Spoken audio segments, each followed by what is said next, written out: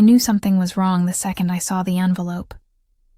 It was a slim white thing, addressed to me in thick blue ink, my mother's handwriting, deliberate and almost theatrical. She'd slid it under my bedroom door, which was strange enough, on its own. She hadn't spoken to me in over a week, not since the argument about FAFSA deadlines. I stared at it on the floor for a long time.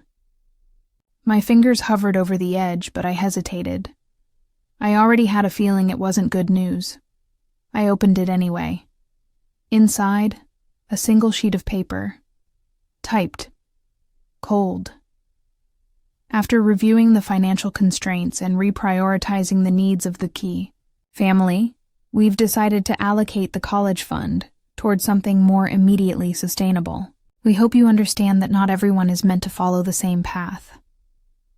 Love, Mom and Frank. Frank, my stepfather, not Dad.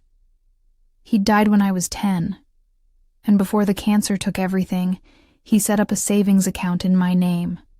College, fund, investment seed, future safety net. I'd never touched it, never even asked about it. It was sacred. Turns out it wasn't sacred to them. My hands trembled as I flipped the paper, hoping for more, some explanation, some mistake. But it was blank on the other side. I stormed out of the room, barefoot and shaking. My mother was in the kitchen, stirring her coffee like it was a lazy Sunday morning and not the day she detonated my future. What the hell is this? I slapped the letter down on the counter. She barely looked up. Exactly what it says. You used my college fund? She finally looked at me, sighing as if I were a whiny child complaining about chores. We needed to make a decision, Ellie. You've applied to mostly community colleges. And honestly, she tilted her head. You're smart, but you're not exactly exceptional. I blinked. The words didn't register. So, what? Because I didn't get into an Ivy League, I don't get anything? It's not about punishment. Don't be dramatic. She took a long sip of coffee. It's about investing in the future. Whose future? I said, even though I already knew. Savannah's. Of course, my half-sister. Blonde, bubbly, always effortlessly pretty. 4 years younger, barely out of high school, and already calling herself an entrepreneur. She'd posted a countdown to the grand opening of her beauty and holistic spa on Instagram last week. I thought it was just a dream. It was my dream, not the spa. College, journalism, writing, escape. You gave my tuition to Savannah so she could paint nails? My voice cracked. That money was from Dad. Frank walked in then, all smug and silent, like the devil in a golf shirt. He opened the fridge, took out a bottle of mineral water and said, Your dad left that money for the family. You're part of it. She's part of it. We're all just trying to survive out here. Survive? They'd just posted vacation photos from a Napa wine tour. Look, Mom said, suddenly brisk, like this conversation bored her. This doesn't have to be the end of the world. You can apply again next year, or work, or even take some night classes. You're not going to fall apart because you didn't get into some overpriced school. And Savannah? What's she doing?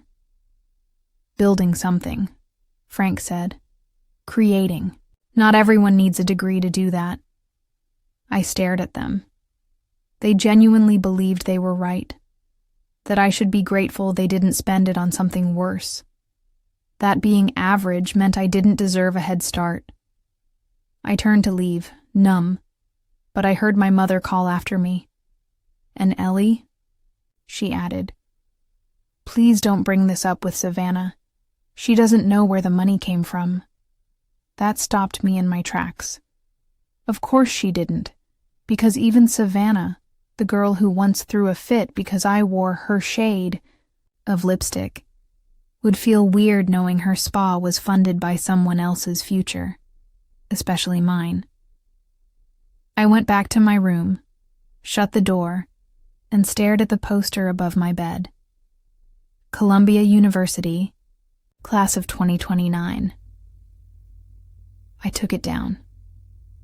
Then I took a breath and started planning. I didn't say a word to Savannah the next morning, not when she burst into the kitchen, humming, her phone in one hand and her other holding a pink velvet folder labeled Savvy, SP, launch checklist. Not when she waved her new business card in my face like it was a golden ticket. And not even when she told Mom, in that breathless, sugary voice, "They just loved the lavender eucalyptus theme, didn't they, Mom? Oh, and tell Ellie she can help with catering if she wants." Catering. As if my role in all of this, the business built on my stolen future, was to serve finger sandwiches. I nodded once, smiled faintly, and went back upstairs.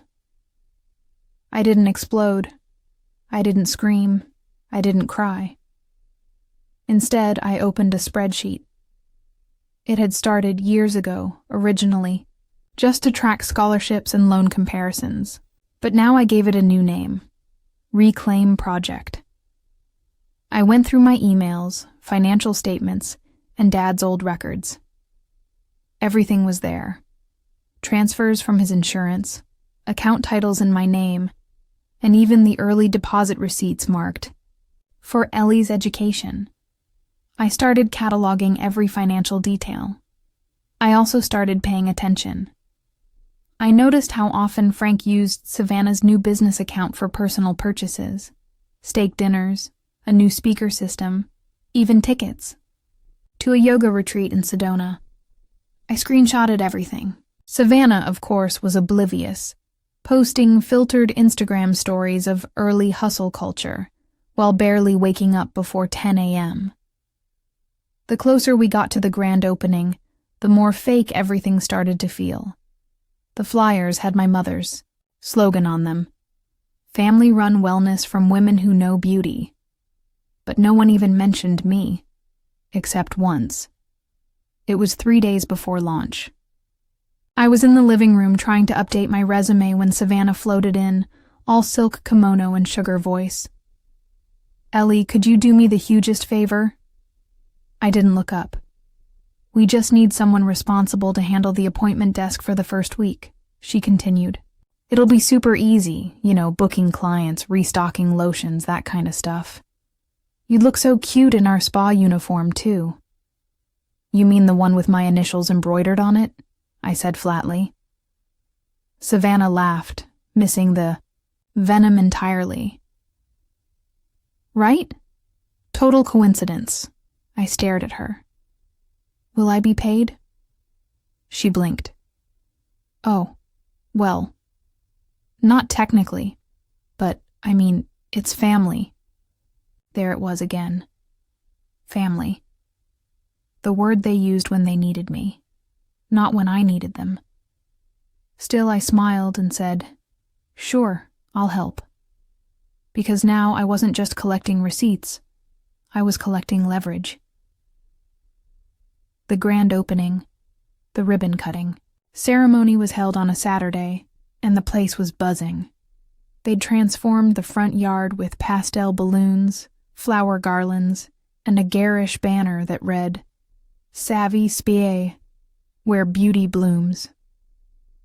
Savannah stood outside in a white jumpsuit, her golden hair curled to perfection. Mom hovered nearby, handing out Prosecco like she owned the building. I stood behind the check-in desk in a beige polo, scanning QR codes and pretending I couldn't hear the whispers. "She's the other daughter, right? Is she part of the business? Does she do hair too?" I wanted to scream. But instead, I smiled and offered them complimentary lavender sachets. Then I took photos of everything, Frank's friend Carl swiping the spa credit card to buy supplies for his lawn care company. Mom offering a free VIP facial in exchange for a Yelp review. Savannah promising results from a skin treatment that didn't even have FDA approval. It was a gold mine of shady shortcuts, and I documented all of it. Every misused fund, every lie on paper, every shortcut labeled as startup culture. But the worst moment came later that night. We were cleaning up, and Savannah handed me a used plate from the charcuterie table. "Thanks again for helping, Elle," she said, tone casual. "I know school stuff didn't really work out, but maybe this is a better fit for you anyway. Like, you're really great at support roles." Support roles. That's what I was to them. The invisible scaffolding they climbed on to shine. I took the plate. I smiled again. And I whispered to myself, "You won't see me coming." The spa's first week was chaos disguised in coconut oil and fairy lights. Savannah floated through each day in platform heels and false confidence, posting boomerangs with soft jazz and hashtags like Alzheimer Boss Babe and Alzheimer Nosh Women in Wellness. Meanwhile, I sat behind the desk, handling scheduling errors, refund requests, and product shipments that never arrived. I watched her spiral into her version of entrepreneurship, charging influencers in exposure, mislabeling lotions as organic, borrowing products from other spas, and rebranding them under her own savvy signature label. She was clueless, but more than that, she was careless, and carelessness leaves trails. One of the biggest ones came in the form of a small gray filing cabinet wedged between the towel closet and the break room mini fridge. Most of the drawers were locked. But I noticed, after the third day, Savannah kept leaving her keys on top of her purse when she ran off to flirt with the delivery guy, so I borrowed them. Inside were loose receipts, scribbled invoices, bank deposit slips, and supplier contracts. It was all there, evidence that Frank had listed himself as a silent partner, despite claiming the business was all Savannah. And even worse, they had listed the startup capital as a private family grant from Frank and Mom, without no mention of my name, the fund, or the trust Dad left behind. They'd rewritten the truth and erased me. I scanned the documents late into the night, sending them all to an encrypted folder on my cloud drive labeled "Proof Do Not Delete." But I needed more than just evidence. Needed leverage. The missing inventory. The moment came unexpectedly. On the 5th day, Savannah ran into the reception area in full panic mode. "Ellie, do you know where the French rose toner boxes are?" I raised an eyebrow. "The 6-pack from the order last week? It was delivered Monday. You signed for it." "I know that," she said, breathless. "But I can't find them. The influencer girls are coming at 3, and that toner's in the giveaway basket." "I'll help look," I said calmly, and followed her into the back room. We tore through the stock shelves. Nothing. Savannah groaned and slumped into a chair. "Frank's gonna freak. He said we can't afford to miss out on promo impressions." Ugh, why do I always have to fix everything? I bit my tongue so hard it nearly bled. Then I blinked slowly. What if the invoice says they were delivered but they weren't? You could file a claim, get refunded, maybe even get double the shipment if you say it was urgent. Savannah lit up.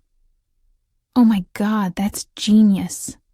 Of course, the toner had been delivered, and I'd tucked it into a sealed box labeled miscellaneous spa decor and stored it in the back of my closet, at home, because I needed to know just how far Savannah was willing to bend reality if it benefited her.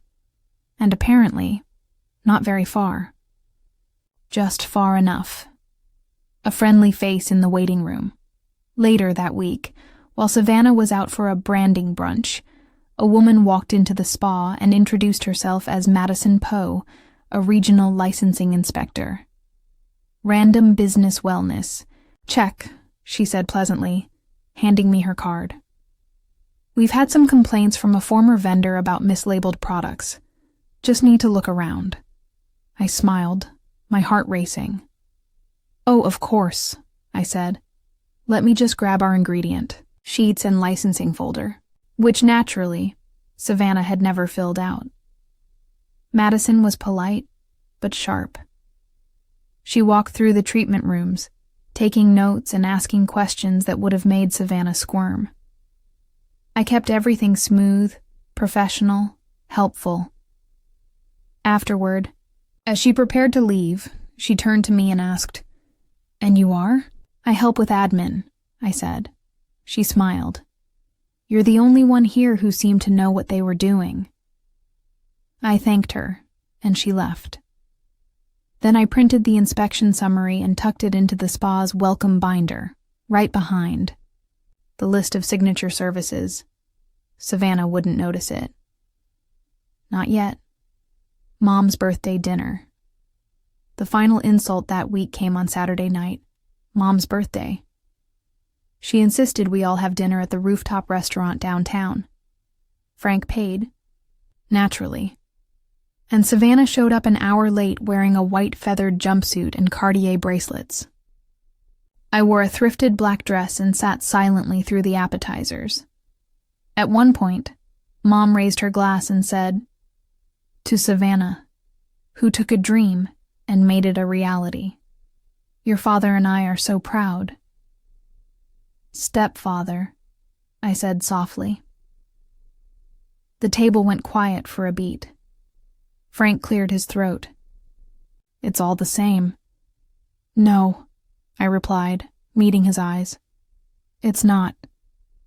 Savannah laughed awkwardly and said, "Ellie's just being moody. She's been working too hard. You should take a spa day, Elle. I'll book you in, on the house." I raised my glass. "To family," I said with a smile. And in my mind I added, "Enjoy the quiet. It won't last." A week after Mom's rooftop dinner, Savannah went viral, for the wrong reason.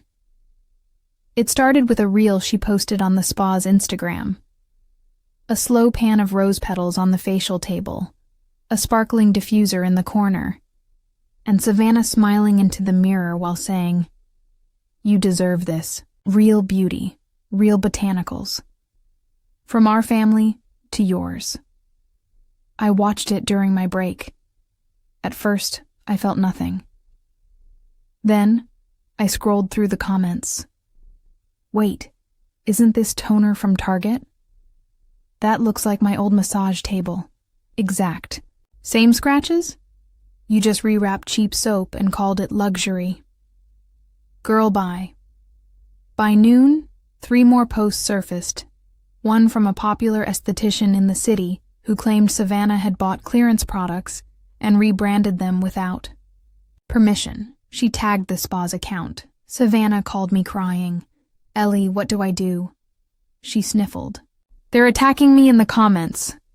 This is supposed to be a wellness brand." I pressed the phone closer to my ear. "You'll need receipts. Actual receipts. Inventory records. Photos of the real ingredients. You have all that, right?" Silence. "Right?" I repeated. I thought we could just use what looked good. Like, no one ever checks, right?" "Well, they're checking now," I said, keeping my voice even. "Can you handle the responses on Instagram? Say it's a misunderstanding. Maybe delete the posts." I paused. "Sure," I said, and I logged in, screenshot every DM and comment, and let the post stay up for another 12 hours. Just enough time for a few small news blogs to catch it. The trouble with family investors. 2 days later, a letter arrived in the mail. It was addressed to Savannah but marked ATTN. Co-signer in red ink. She opened it in front of me. What's payment delinquent mean? I sipped my tea. Means you're past due. For what? I pointed at the letter. Looks like the new shipment of massage chairs. Didn't Frank co-sign those? Her face paled. He said he did, but I thought it was deferred. Deferred isn't free, I said, and that's when I realized. She really didn't know. Frank had set her up to fail. He'd encouraged her to take out starter business loans, saying he'd handle the paperwork. But when the debt collectors came knocking, it wouldn't be his name on the line. It would be hers. I watched her spiral as she pulled out her laptop, refreshing the online portal, trying to remember the passwords. Tears welled in her eyes. They said I had $60,000 in startup credit.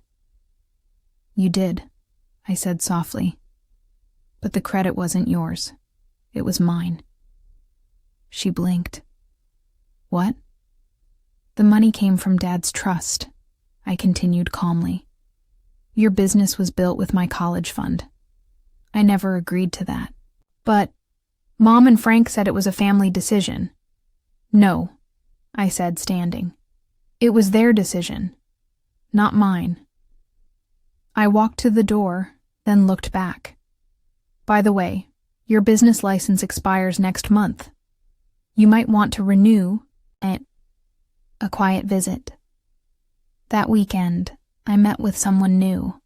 Not a lawyer, not yet, but a friend of Dad's, Mr. Linwood, who used to work in small business audits. He still remembered me from church when I was little. And he remembered my father well. You were always the quiet one, he said, pouring coffee across the table from me. But you watched everything. I nodded.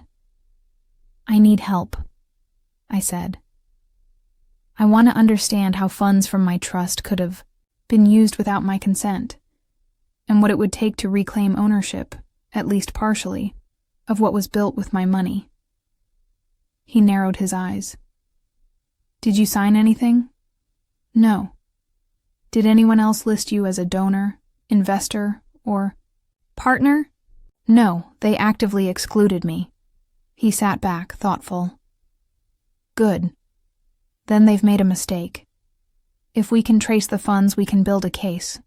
Maybe even press for misappropriation of trust assets. What would that mean? Worst case? Financial penalties. Best case? He smiled. You could end up owning that spa outright. I sat very still. Own it. Not because I wanted it, but because it would be the cleanest form of justice. Sunday family brunch. The next morning, Mom suggested brunch for the girls. Savannah looked like she hadn't slept. Her lashes were still on, but one was drooping, slightly. Mom, on the other hand, wore pearls and pink lipstick, like everything was fine. Over eggs and mimosas, she tried to clear the air. Girls, I know things have been tense, she began, but this family has survived worse. We need to support each other, not tear each other down. Savannah muttered something about haters and fake estheticians. Mom turned to me. Ellie, you've always been the sensible one. You don't want to cause trouble over money. That's already spent, do you? I smiled politely. Don't worry, Mom, I said. I'm not here to cause trouble. I sipped my orange juice. I'm here to fix it.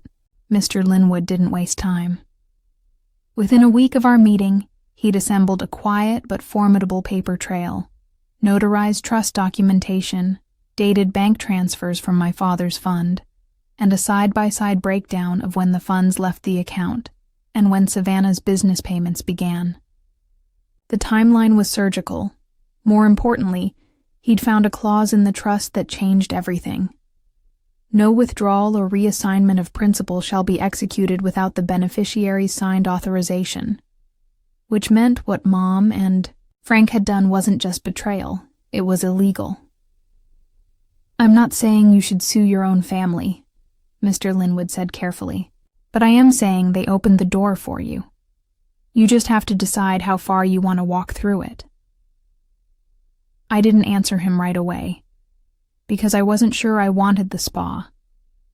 I wanted them to know what they did, to feel what they did, and to understand that erasing me wasn't just wrong, it was unforgettable. Back at the spa, I returned to work like nothing had changed. The fallout from Savannah's branding scandal had faded a bit. She deleted the controversial posts, apologized in an Instagram story that looked more like a makeup tutorial, and booked a local healer for a sound bath event to cleanse the spa's energy. But what she couldn't cleanse was the tension. Frank had stopped showing up completely, probably avoiding debt collectors. Mom had become strangely quiet, her smile too tight, her eyes darting whenever I mentioned the word paperwork. And Savannah? She walked like her shoes were made of glass. Didn't even need to act, just my presence made her nervous. One afternoon, while we were restocking candles, she finally broke. "Ellie, are you mad at me?" I glanced over. "Why would I be mad?" Her lip twitched. "I didn't know about the fund. Mom and Frank said it was their decision. I thought it was family money." I placed a glass jar on the shelf. "And now that you know it wasn't?" I didn't ask for it to come from you," she stammered. I wanted to do something big, something beautiful." "You did," I said softly. "With stolen bricks." She didn't respond. Walked away before I said more, because guilt was finally blooming in her eyes. And guilt, I'd learned, was the beginning of collapse. Frank's mistake. The tipping point came a few days later. I was helping a customer at the front desk when I heard shouting from the back office. Savannah's voice, sharp and panicked. Frank's voice, low and furious. I stepped closer. "I told you not to use the spa account for personal purchases," she hissed. "I co-signed, remember?" Frank snapped. "That gives me access." Savannah slammed something down. "They flagged it. The business card was used to book a hotel in Vegas, Frank. A 4-star suite." "It's marketing," he said flatly. "I was meeting an investor." "You used my name." I leaned against the wall and smiled. A minute later, Frank stormed out of the office, red-faced, nearly shoulder-checking me on the way past. I let him go, and when Savannah came out, pale and shaking, I offered her a tissue. "You okay?" I asked. She nodded, barely. Then, almost a whisper, "Ellie, do you think I should shut it down?" I looked at her for a long moment. "No," I said. "I think you should finally decide who it belongs to." The envelope that night, I left an envelope in Mom's bedroom, just like she once did to me. Inside, I placed a copy of the trust clause, a timeline of withdrawals, the estimated value of the spa's assets, a formal notice of intent to reclaim, misappropriated. Funds it wasn't a lawsuit, not yet, but it was the warning shot across their bow, and I knew she'd open it the next morning. Because unlike Savannah, who still thought apologies would fix things, Mom was the kind of woman who only understood consequences. And this time, I was fluent. For the first time in weeks, the house was quiet. Not the comfortable kind of quiet. This was the sharp, cold silence that comes when people realize they've been caught and no one knows who to blame first. The envelope I left on Mom's dresser had done its job. She didn't confront me. Not that night. Not the next morning. She simply moved through the house like a ghost, as if staying silent long enough would undo what was written in ink. But silence can't erase evidence, and I had more than enough now. Mom's attempt at control it was 2 days later, Friday morning, when Mom finally broke. She was waiting in the kitchen when I came downstairs, arms crossed, wearing her "I'm still the parent" expression. "We need to talk," she said. I poured myself tea. "About?" She hesitated. "About this accusation." "It's not an accusation," I said evenly. "It's a timeline, a breakdown, a copy of the trust your husband helped violate." Her nostrils flared at the word violate. "You don't understand how hard it's been," she said, her voice trembling now, switching from anger to guilt. "You don't see what it costs to run a household, to raise 2 daughters, to—" "I wasn't raised," I cut in. "I was used. Big difference." She flinched. "I didn't spend my childhood asking for extras, Mom. I didn't party. I didn't fail classes. I didn't crash cars or sneak boys in through windows.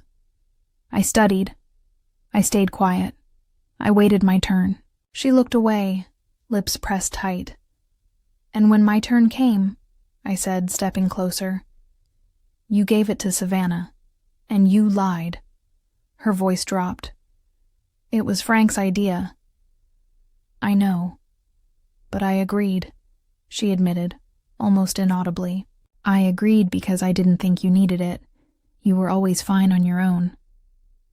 "That's the problem," I said. "You mistook endurance for consent." She sat down at the table like her legs had given out. "You want the spa?"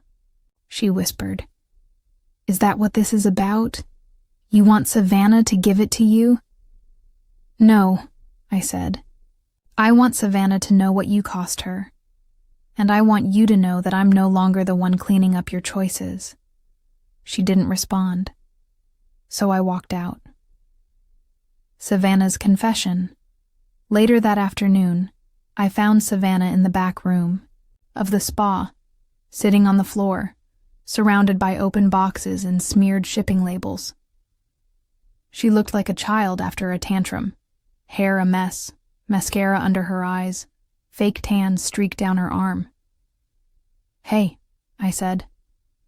She looked up, startled, then wiped her face quickly. "I know what's happening," she said. "Mom told me everything, about the trust, the money, the letter." I waited. I didn't know. I swear I didn't. I thought it was just theirs to give.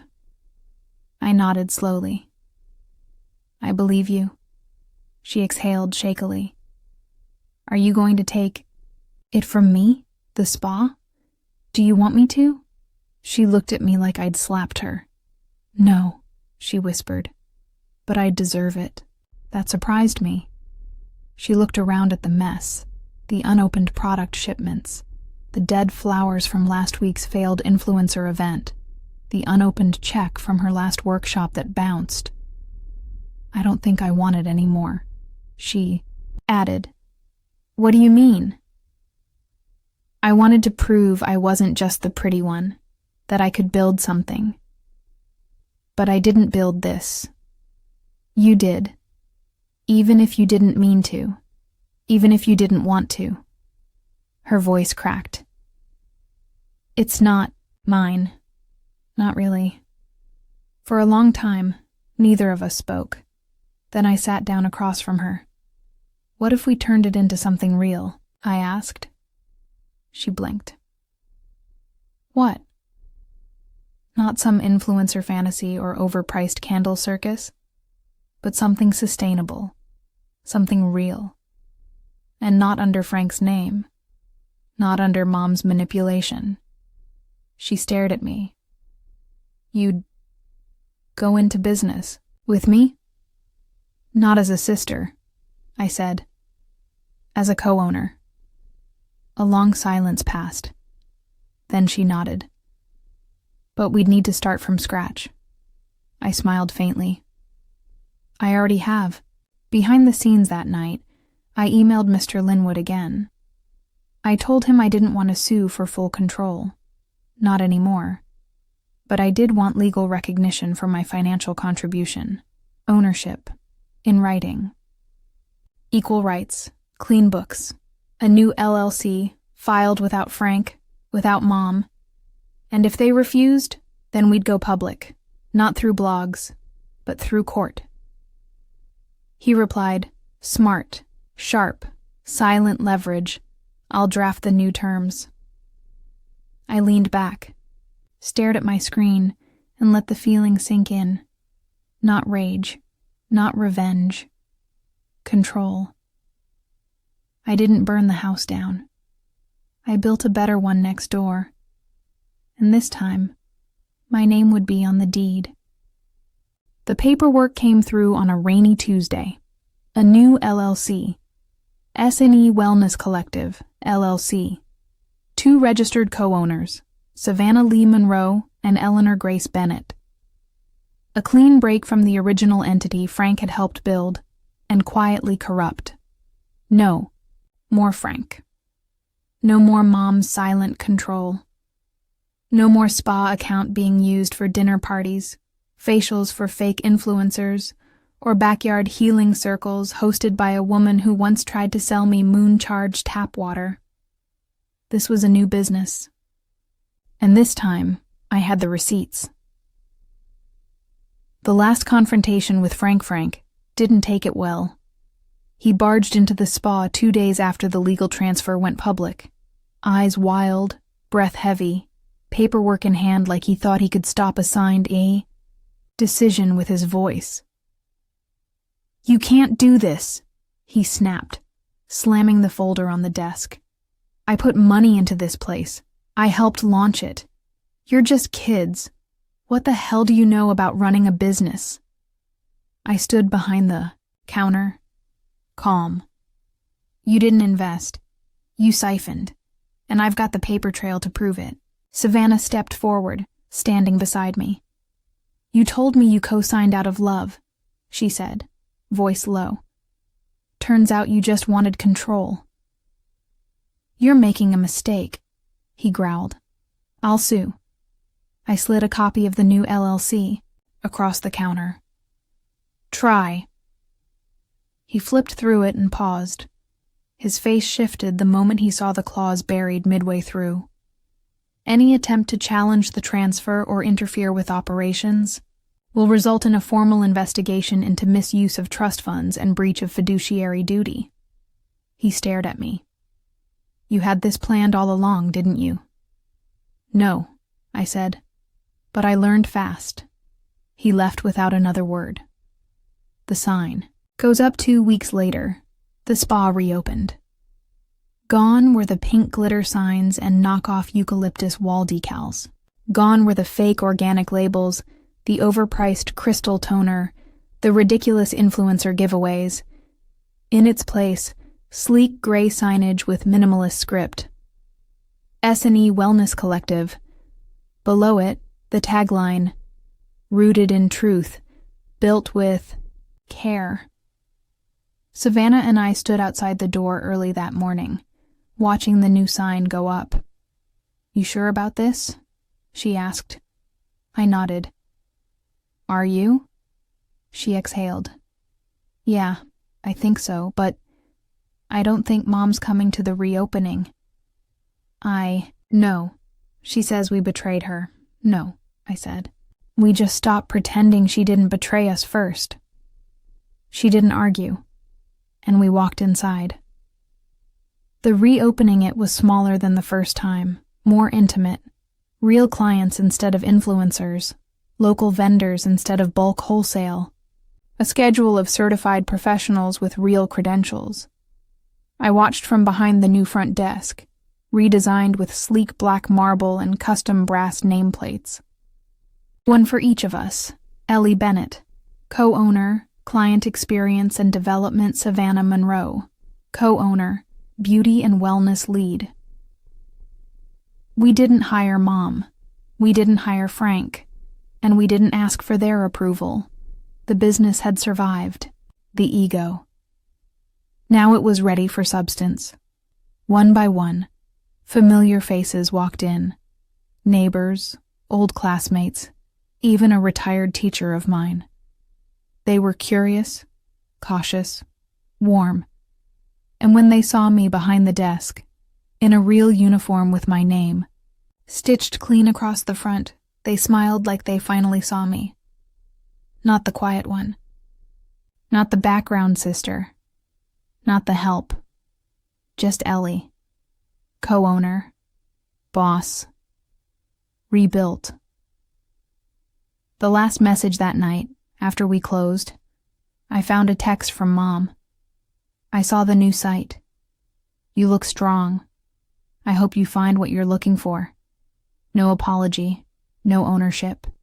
Just vague guilt dressed as grace. I didn't respond. I didn't need to. She may never understand what she took from me. But she'd live knowing she didn't break me. And someday, maybe she'd realize, when you gamble with someone's future, you shouldn't be surprised when they come back owning the table. 1 year later, the spa's scent changed. It used to smell like artificial lavender and knockoff essential oils. Cheap. Fragrances meant to mask chaos underneath. Now it smelled like quiet ambition. Soft mint, warm sandalwood, and something calmer, deeper. Real. Savannah and I stood in the back room, taking inventory together.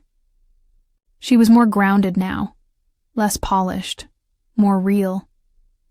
Her nails were shorter. Her voice had settled. She still wore pink, but it no longer screamed. She looked at me and smiled. Did you ever imagine we'd make it a year? I looked around. The books were balanced, the staff happy, the appointment board full. Honestly? I said. No, she laughed. Me neither. We'd started offering community workshops too, free self-care nights for teens, financial literacy classes for young women, even a scholarship fund using a percentage of our profits, not in my name, not in Savannah's, in Dad's, because it always started with him. A letter, found, the night before our 1-year anniversary. I opened the last box from Dad's old office that had been sitting in my closet since the move. Inside, journals, handwritten notes, Polaroids, and a sealed envelope with my name in his neat, engineer-like handwriting. I didn't breathe as I opened it. Ellie, I don't know what the world will look like when you read this, but I do know the kind of person you are. Quiet, yes, but steady. Smart, observant. You lead without shouting. You win without waving a flag. This money I've left you, it's not just for college. It's for choice, for power, for freedom. Use it how you need to, but never let anyone tell you what you're worth. They'll try. They'll always try. You're not average, Ellie. You're just underestimated, which is even more dangerous to people who can't control you. Love you forever. Dad, I cried harder. Reading that than I had through everything else. Not because it hurt, but because it healed something. Something I didn't know was still broken. Final ties. Cut. I ran into Mom. Once, at the grocery store. She didn't say much. Just stared at the bouquet of daisies in my cart. Then at the spa logo on my canvas tote. You always liked fresh flowers, she said. I still do, I replied. I'm glad you're doing well. I nodded. She looked like she wanted to say more. Maybe she wanted me to ask how she was doing. Maybe she wanted forgiveness. But I didn't ask, and I didn't need her apology anymore, because I was finally done waiting for people to acknowledge what they took. I'd already reclaimed it. Ellie Bennett. A name rewritten. I returned to school that fall. Night classes, online courses, part-time credits. Not because I needed the degree anymore, but because I still wanted it. On my terms, I studied business, entrepreneurship, and writing. And when my first essay got published in a regional magazine titled Legacy Theft: When Families Rewrite Futures, it went semi-viral. I used a pen name, but I knew, and Savannah knew. And so did every girl who walked through our spa's door looking for peace, only to realize what she really needed was a place that reminded her she wasn't invisible.